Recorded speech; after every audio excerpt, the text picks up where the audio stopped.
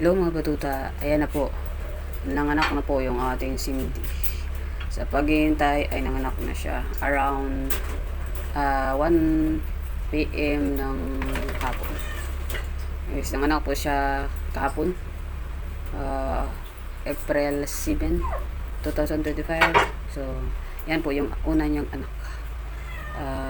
Tinutulungan ko talaga ang mga batuta ko. Alam niyo naman, hands-on ako dyan, hindi ko pinapabayaan yung yung aking mga batuta, lalo na si Cindy. Siya yung una kong aso na balbon at pandak.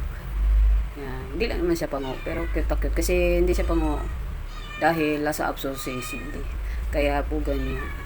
Ay, nagtataka nyo na ginaganyan ko talaga yung aking mga batuta kasi may mga apo dyan na parang hindi na hihina, kaya minsan tinutulungan ko talaga, lalo na yan Cindy, kasi hindi natin maiwasan baka makagat niya at baka dadami na naman ba siya dahil dapat pabayaan daw yung aso manganak. No, hindi po ganun. Si Cindy po hindi manganganak pag wala ako.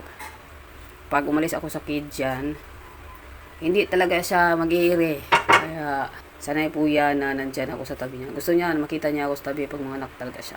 Ayan, malapit na kasi siya matapos din dyan. Kaya nagpapasalamat ako, lahat ng mga batuta ko is normal talaga.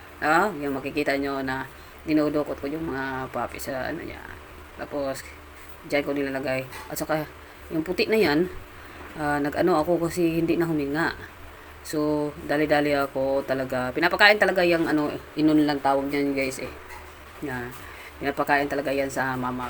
Kasi hindi siya kumain, maglilibo, hindi ko pakain yung mga aso. Kaya pinapakain talaga yan para may lakas pa siya umiri.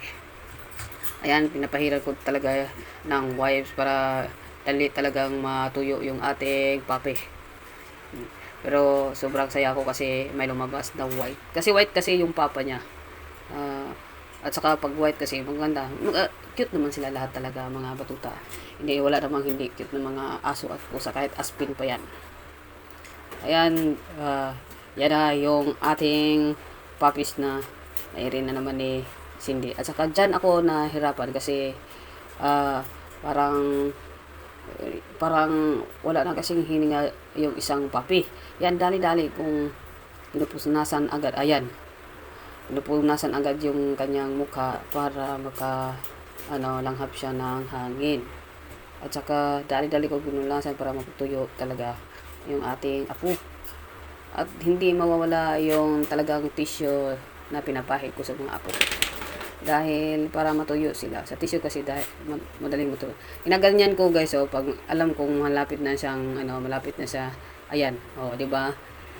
Pag makita kong parang na yung lapit sa puwet niya, ginaganon ko at saka lalabas diretso yung mga puppy talaga. Hindi na mahirapan talaga si Cindy. Ginaganon ko talaga yung malapit sa puwet ni Cindy para lumabas agad yung puppy. Kasi parang nakikiliti sila. Kaya sobrang pasalamat ko, tapos na din mga nagsisindi. Kaya hanggang dito na lang po. Huwag niyo kalimutan i-share yung ating video at saka like.